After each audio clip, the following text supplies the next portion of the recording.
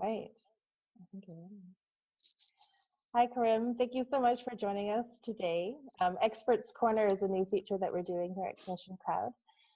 We're looking at all sorts of experts in all sorts of fields that are there to support our membership.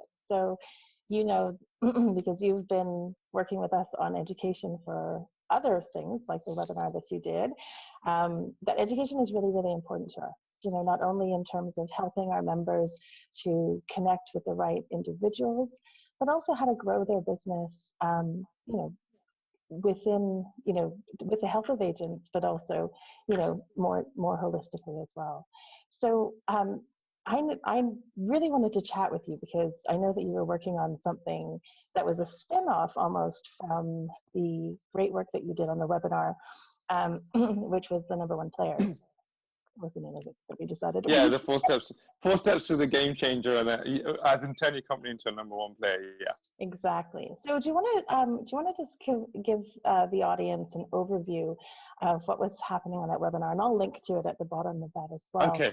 So we did a webinar, I think it was about 6 months ago, I think March of this year, I think it was. And that was the 4 steps that you can take as a company to turn your business into a total game changer. So the whole premise of it was, if you look at the fastest growing companies in the world, Apple, Google, Uber, and not just tech companies, but even non-tech companies, so the fashion companies, Prada, Michael Kors, Ferrari, all these companies that have these really strong brands, and that you know, the kind of household names and stuff. What is it that what I really want to talk about, rather than talking about like a specific marketing strategy or something very specific that they did, what I shared in the webinar was there's 8 pillars that these companies all use. If you observe all these companies, there's 8 things that they all do. All of them have these 8 things in common. But obviously, I only had it was a 90-minute webinar, so I only had time to go over 4 of them. There's 8 in total. So we would have been there for 3 hours. I don't think anybody had the attention span to stay that long. But that was the whole point, was to actually go through, these are the 8 things that these companies are doing. And if you can do this inside your company, I was guaranteeing, and I still, even now, 6 months later, I'm still guaranteeing, if you do those 8 things in your company is going to be a total game changer. You will be the number one player. I guarantee that. We're talking household name. We're talking massive growth. We're talking disruption. We're talking the dream, basically. So that's what I shared in there in the webinar. Yeah, and it was great. And I know that you and I have worked really closely on implementing a lot of those pillars within the crowd. And you know, it's always so much fun to work with you and Ramiz as well. You know, to get a feel for, you know, how to implement all of those really core sort of business intelligence strategies. You know, really looking. You know, the team and I had some fun putting together our purpose. You know, what it is. Getting really clear about, you know, why we're here, what we're doing, and what that means for our membership as well. So that's great. And so you've from on the back of that, you've come into a new idea. Is that right? Or you had some feedback? Maybe? Yeah. So the challenge that we had was basically what was happening was I would have because I'm a strategist. I mean, that's what I do. I've been helping companies with strategy and all this kind of stuff. And it's not quite a frustration, but one of the issues or the challenges that we had was I would work with a company, I would help them put a strategy together, and they would say, okay, great, but who's going to implement this? Yeah. And I'd be like, well, you are, and that wasn't really working. And then what that was also doing was, people were then starting to resist, actually, even though they really wanted the strategy. They had this fear of, okay, well, I know you can put this really great strategy together for us, but we don't have anybody to implement this, so therefore, yeah, because resources is always tight, isn't it, in every business? Yeah, resources is really tight. And also, it was also a case of, well, you understand the nuances of the implementation, so we kind of don't trust ourselves, or we don't have the confidence that, even though we believe in what you're telling us and we understand what you're sharing with us, we don't trust ourselves to be able to do the best implementation of that. It's like when a plumber comes to your house and he says, well, all you got to do is stick these. All you got to do is, you know, put this pipe here and put this pipe over there. And it's like, okay, great, but can you do it for me? You know, it's like that, basically. So that was an issue. And then obviously we'd been working with you as well, and we'd been working with quite a few other companies. And what we started to notice was there was this one thing that you said to me, because in a conversation that you and I were having, you said to me, because I said, okay, fine, I'll help you do the implementation and stuff, and we'll do the project management, and we'll do this and we'll do this. And you turned around and said, you're like the outsourced CEO. And I was like, yes, that's what we're doing now. So this product was your idea. So yes, that's exactly what we're doing now. And what's really, really interesting, obviously, when you're doing implementation and execution, it costs a lot more, but we're constantly finding companies are turning around and saying, okay, I'll take it. One of the questions I always ask our prospective clients is, if there was one thing that would tip you over, like if there was something that would be a complete no-brainer for you, where you would say, I have to have this right now, and there's nothing holding me back, other than obviously if you don't have the money, that's separate, but there's nothing holding you back right now, what would that one thing be? And they're almost always saying, well, if you could implement this for me, if you could guarantee me the results, or if you could execute.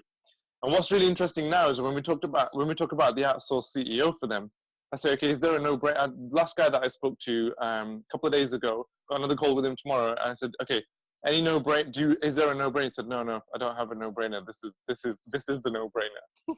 Like, give me this now. Well, you know what it was for me, and it was really, really important, is that, as a CEO, you're trying to run every department. You're trying to see, you're trying to build, you're trying to grow, you're trying to, there's 100 projects that you're trying to get involved in. And the core thing that you're helping with, and for us, it was the business intelligence, to really drill down into that data, to build a story around what that means, which is one of the pillars that you had talked about. So important. For other things that we want to do, and how to drive our business and make the changes that we need to develop better functionality for members, et cetera, et cetera. But that piece alone would be a full-time job. Yes, or it would. To take that out. So so I love that you're doing this. I think that's fantastic. This is the other thing as well, that just that piece, like when we work with a company, just that piece alone feels like, okay, this is what we've missing this whole time, and this is what this company is about. This is what these guys do. But yeah, I'm working with another company at the moment, and we're not doing any business intelligence with them. We're doing literally operating procedures. Okay. And honest to God, I honestly believe by the time we're said and done, it's just this big, huge document. I think it's going to add about another 50K to their bottom line in the space of 4 or 5 months if it gets implemented. But I'm going to obviously have a conversation with them about actually implementing it and taking it from there. But so whatever we work with, work on a company, with a company on a certain thing, they start to feel that this must be what this company is about. But the reason why that happens is because it's all about actually recognizing what's actually missing in the company. And the thing, somebody like yourself, when you've got products to take care of, you've got customer orders to take care of, you've got a customer experience to take care of, you've got staff to manage, you've got marketing promotion to do, you've got all this stuff to do. It doesn't leave you any energy left to start thinking about the long-term stuff. And unfortunately, what also happens is that you constantly get caught with the firefighting of it. I don't mean you specifically, but anybody that's a founder or a CEO, there's all this stuff that always gets moved to the someday pile. We're going to do this someday. We're going to do this one day. And the irony of the situation is, every founder and every CEO knows that if you had $1 million spare in the bank, if you had just the extra 5 staff, these are the things that you would love to do, but you never get around to doing those things. And wouldn't it be great if somebody could come along and say, okay, you take care of the day-to-day, you deal with the firefighting, you deal with the customers, you deal with all the stuff that has to be, all the fires that need to be putting out every day, and all the someday stuff, and all the maybe stuff, and all the one-day stuff, let me go and take care of all of that. Because that's what's going to create the growth, right? Exactly. And it's one of those things, isn't it, where you think,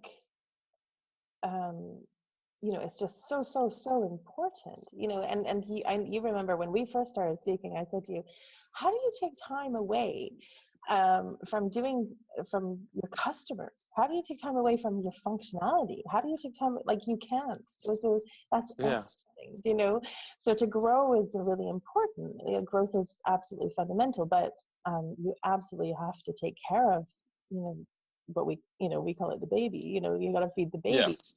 Yeah. Grow the baby. It's really important to continue to do that. And every especially founders, not necessarily, founders tend to kind of focus a lot more on the product, and CEOs are not just focus a lot more on customers. If you go and speak to a CEO, it's I need more customers, I need more customers, I need more customers. It's constantly the same conversation. Yeah. But what you tend to find is that what's actually really holding their business back is almost always something else, right? Like it might be they need to really tighten up the way that they hire. It might be that they need better business intelligence. It might be that they need a stronger spiritual purpose. It could be a combination of things. And even on some level, if they're able to kind of recognize or acknowledge that that's what needs to happen, there's so much in this mode of taking care of day-to-day business that they can't really break the habit of actually dealing with the long-term and the strategic stuff. And year after year, what happens is, a year later, you have the conversation with them in a year's time. It's, yeah, I should have done this last year. I know we talked about it, but I just didn't get around to doing it. I know I should have done. I know I should and I could, but I didn't. Exactly. But if there was an outsourced CEO there, that might be a really great thing. Yeah, which is why we say to them, we're not going to do any of the day-to-day stuff. We're not talking, like we want to understand your customers and we will talk to them to understand them. We're not going to process your orders for you. We're not going to do your sales for your sales. That's Commission Crowd's job, right? That's the job of the sales agents. They can do that for you. Let Commission Crowd outsource your sales and get them to take care of that for you. Because I really think we're in the outsourced economy as well. I really think that I'm outsourcing I outsource my own personal accounts now. My actual personal bank account, actually managing my personal bank account gets outsourced to somebody. And I just think that that's the economy that we live in. I've had meals cooked. Last time we spoke, I had my meals cooked by some lady came to the house. I was supposed to do this new diet, and she did me this new diet for the week. And I just this is what I need. Can you put it together for me, please? And off she went. There's ironing is getting outsourced these days, and cleaning is getting outsourced, and all these little things that we don't. And I just think that's the way to reduce what's going on in your mind. All the stuff that's taking up capacity in your head, because there's so many things need our attention. That the only way to kind of manage that attention is to outsource the stuff that is taking up that attention that isn't necessary. Somebody else can do that for you. Definitely. Just as long as you can trust that it's being done well. Exactly. And so tell me, talk a little bit more about, because every company is different and every CEO is obviously different. And so, but as a strategist, I mean, what are the core principles that you're looking for when you sort of work with a client, or, what is the thing that you go, this person, because I know that you don't sell your services to just anybody, So what is it? So I was having this conversation today, actually, and it's really interesting. And I don't want to deter anybody, but I was having this conversation today. There's a lady that contacted me yesterday. She said, I know you're doing a workshop soon, but I want to know if this workshop is going to be valid for me. And I asked her some questions, and I realized that the workshop wasn't really going to help her. So I told her very truthfully, I said, look, this workshop's not really going to work for you. She said, okay, but I know that you can help me in some way. So can we do something together? So I said, okay, let me just give you like a simple, we do this kind of free discovery session. I'll speak to her for 30 minutes. And then we'll take things from there. And Ramiz, who's my co-founder, he said to me, what are you going to, he had a look at her website and stuff. And he said, okay, but what is it that you can really do for her? Because just her website alone was telling us a lot of things. It was telling us what kind of approach she was taking to the business. It was speaking, there's a lot of things that start getting very telling about a person quite quickly. And because we've been in this game a long time, and it's not that we're being judgmental, it's just things speak to you. Mm. So the way that the website had been put together, what product she had, what market she was in, what the business was called, all these kind of things. And I haven't spoken to her just yet, but he said to me, well, what are you going to say to her? And it doesn't sound like you're going to be able to help. And I said, look, what I'm going to do is I'm going to talk to her. And when I speak to her, I'm going to be able to get a reading on, is she in this position because it's just a case of she's still learning the ropes and stuff, and she's growing as a person and she's getting better and better?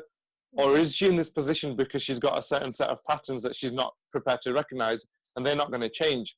Because people who aren't prepared to recognize the patterns, there's nothing that I can do about that. And it is, she could come along and say, okay, I want this outsourced CEO package from you, or I want this, or I want this. And I could offer to do it for her, but 6 months later, she's going to be blaming me and saying, I didn't get to where I wanted to.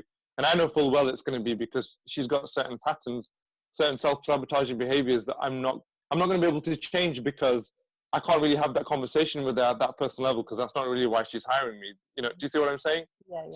But there are other people that there's another company that I've been speaking to, and they've got concerns. We've got concerns for them, but I know that they're going to be worth working with, because I can tell they're looking to, that person's looking to grow as a person as well as grow the company.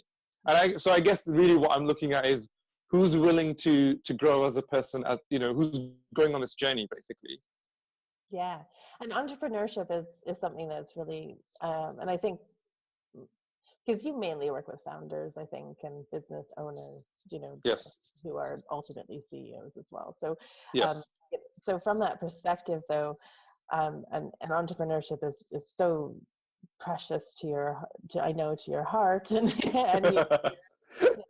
and so from that perspective, you've got really good insight as to sort of what it takes to come up with a great idea, you know, and Yeah.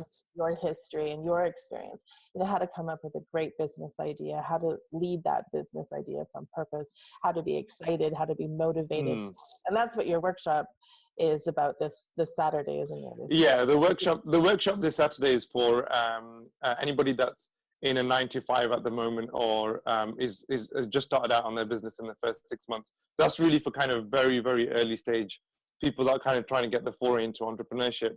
Yeah. What I do in terms of the consulting, that's for kind of more either established startups or you know, established businesses, the kind of the CEOs who have the, even, and we call them CEOs, but you know, the business owners who might have the 5, 10, 15, 20, 25 staff that kind of want to grow that. But it's amazing how you notice the same things over and over. But there's always rationalization. The rationalization with one founder might be, well, my business isn't working because, you know, I've got an Amazon business and it's not working because there's no more profit in Amazon anymore. Or my app isn't working because apps aren't profitable anymore. Or my business isn't working because I couldn't get the staff, or all of those things. But these are just rationalizations. The reality is that there's a certain set of principles that your business needs to have. It doesn't matter what industry or what sector you're in. And if it doesn't have those, you're going to suffer.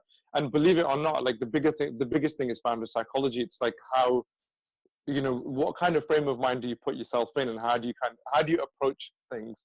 What kind of assessments do you make on the reality of the situation? You know, if the customer's screaming at you, is your assessment, well, I just, you know, I can't take this anymore, or he's an idiot? Or is it a case of, okay, but if he's screaming at me, there must be something that we're doing that's putting him in that position. And just that conversation can tell you everything that you need to know, you know, about the founder and stuff.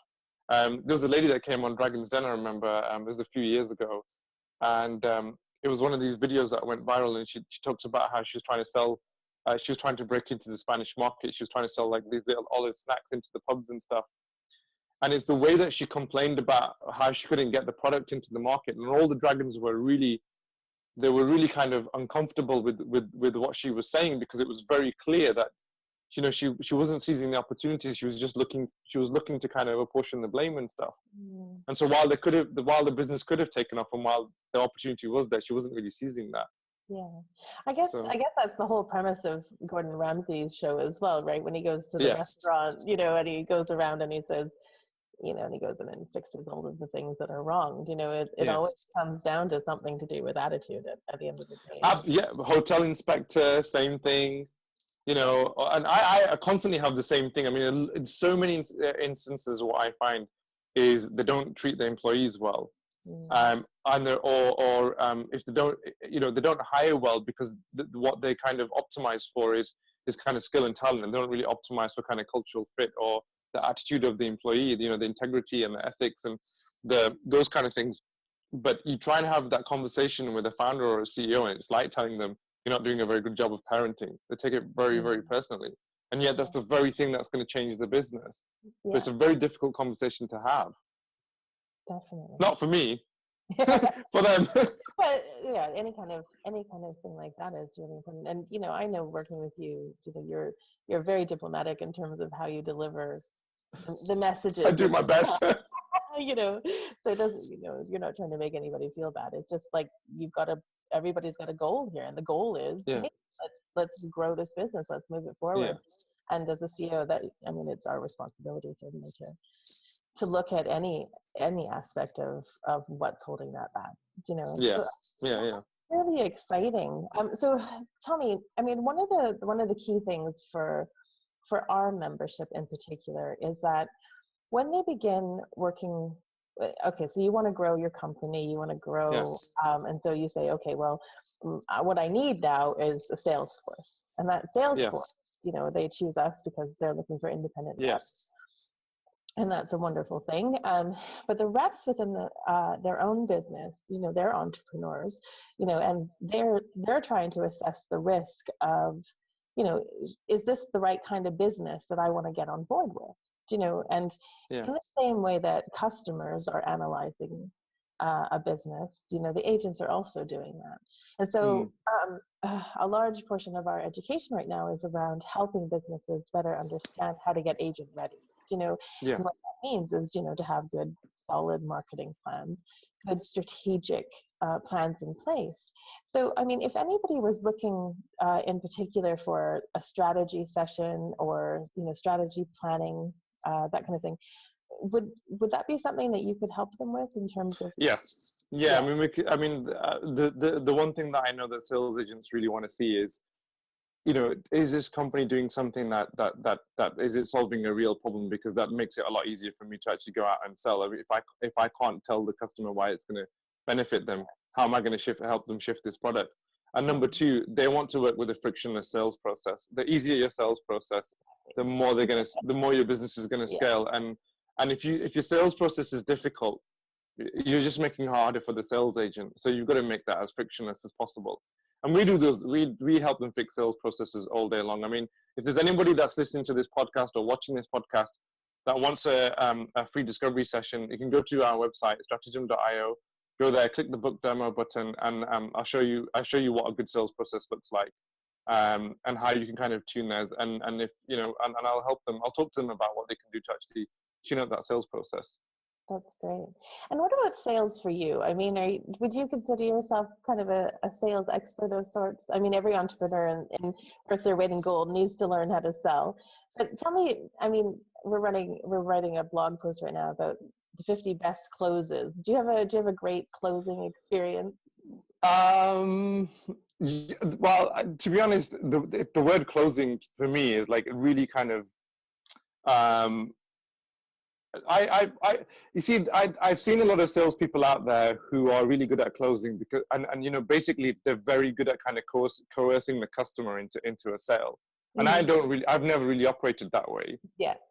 I don't really even if I look for a sales agent, I don't really look for a closer. I look for somebody who can build a natural relationship with a customer. And so we've never really factored the closing thing in. Am I the best salesman? Am I a good salesman? I haven't really compared myself to other people. I think I do okay. I haven't really checked my stats and stuff. Can I create the best sales process in the world? Yes, absolutely. I can create very good sales processes.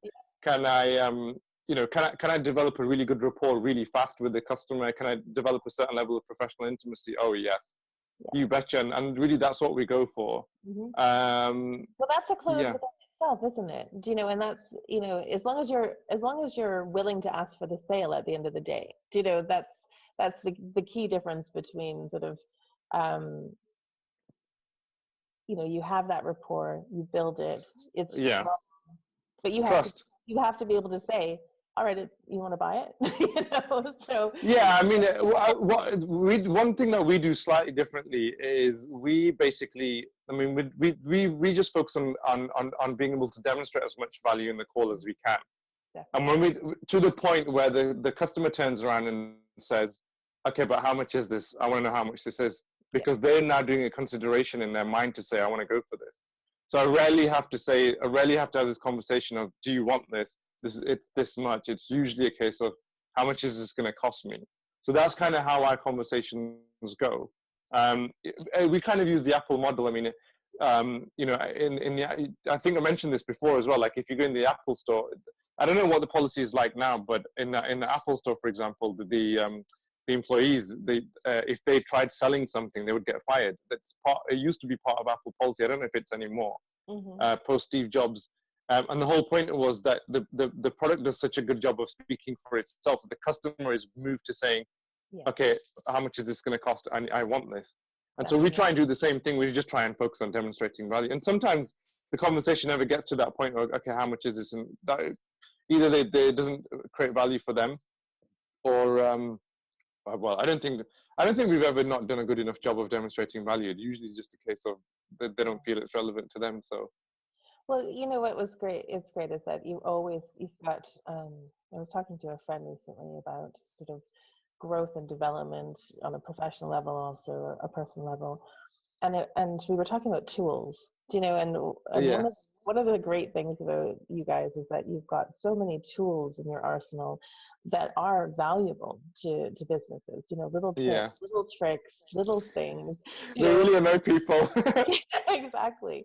That's a good lesson to any of our sales agents, but also any of our companies, because we hear a lot of times companies come to us because they say, "Oh, I'm terrible at sales," But it's not necessarily when you lead from that place of purpose or adding value to the customer experience. You don't really need to sell anymore, do you? No. If you're saying to yourself, like the same person that says I'm terrible at sales is the same person that might help a nonprofit and find that they've helped raise. In fact, I was at a dinner this weekend. There was a lady saying to me, "I don't know anything about entrepreneurship. I don't know how to do sales. I don't know how to do this. I don't know how to do that." And she was telling us about a story of where she raised something like £30,000 in a weekend or something. And I was like, "But you just helped raise all this money." She was like, "Yeah, but that's not sales. I'm just helping a nonprofit." But that's because the nonprofit has a specific purpose and there's a cause there. And if your product was solving a problem, then it's helping. It's actually doing it. There's a cause there. And if you can then and so you put the same person in an environment where they have to shift ice and suddenly they struggle. Put them in the non-profit and they're happy to talk about it. And that's why I said if you feel like you can't sell, it's because either your product needs a little bit more work, or you just need to get clear about your purpose. And as soon as you can get clear about your purpose, it becomes so much easier. Absolutely. And then you'll just feel like, well, yeah, I'd like to have as many conversations as I can. Absolutely. And that's why, when I talk to sales agents, a lot of our independent reps, they're so choosy about who they decide to work with, because they have to believe in the product. Yes. They have to believe, it's worthwhile for something that they want to tell the people that they know, that already know, like, and trust them. Yeah. It's a very good sign of a sales agent as well. If they're just willing to pick up anything. Exactly. Yeah, that's not a good sign either. Yeah, and it's one of the reasons, when we do recruitment for ourselves, we never actively go out. Well, very rarely do we actively go out and search for agents, because we want the passionate ones. We want the ones who read an opportunity and go, yes, So, that's not to say that I'm not trying to deter anybody from using the data. Yeah, of course. But it's a great strategy in and of itself, to allow the passion, the people who see it really clearly to come. Do you have any? Do you have one of those tools or tips or tricks or value that you can give to the audience today, that just before we go? Depends on. Give me something specific, like a specific. Like a CEO who's having difficulty strategically understanding his business, or finding time, or I don't know. I'm not sure what. I can't think of anything in particular, but I would say in terms of his, because the thing is, obviously, because a lot of this is going to come down to sales. I would say my favorite tool is Quip. By the way, I'm not a big fan of Google Docs, so let's just use Quip from now on. If you like, create an account on Quip, for example, it's free and it's easy to use. I'm not associated with them, so it's full disclosure. I don't get anything out of this if you use Quip or not. But if you go into Quip, QUIP, as in when you Quip something. Okay. And in there, if you literally just write down the steps of your sales process, if you have a conversation, like if I was having a conversation with you and I told you this is what our sales process is. So a customer reads a blog post, then they book a call with us, then we tell them about what we can do for them. Then then they ask us about how much it is. Then we send them a letter of engagement. Then they sign it, and then we send them the payment form. There's 7 steps. If you literally write down those 7 steps in Quip, and then have a look, and then once you've written down those 7 bullet points or whatever it is, and then drill down a little bit further, just add a little bit more detail to each bullet point in terms of what happens. And then actually talk about what's your biggest frustration in those steps and what's your biggest anxiety. Write those 2 things down, and then have a look at those steps and figure out, like, how can you reduce the anxiety, and how can you reduce that frustration. Just what's 1 or 2 simple little changes that could just reduce a little bit of that frustration or a little bit of that anxiety, and watch your sales process change. Definitely. Well, that's just that one thing. Tip. Absolutely. Yeah. You know, I really appreciate you taking the time to join us today. Thanks for having me. Yeah, tell everybody again how to find you. So you can either go to khurammalik.com. There's an 8-day masterclass email course on there. Sign up for that for free. I talk about the 8 pillars of the framework that grows the business. You'll get 1 email a day. You can find me that way. So that's khurammalik.com, 2 M's in the middle. Or you can go to our company website, which is Stratagem, and Strata is STRATAGEM.io. Go there. If you want to have a look at your sales process, you want me to give you some tips on how to improve that, just click book a demo, and I'll show you what a good sales process looks like, and I'll give you some tips on yours as well, so that you can attract more sales agents and get more sales. Nice. Thank you so much. You're welcome. Okay. Thank you. Bye. Bye.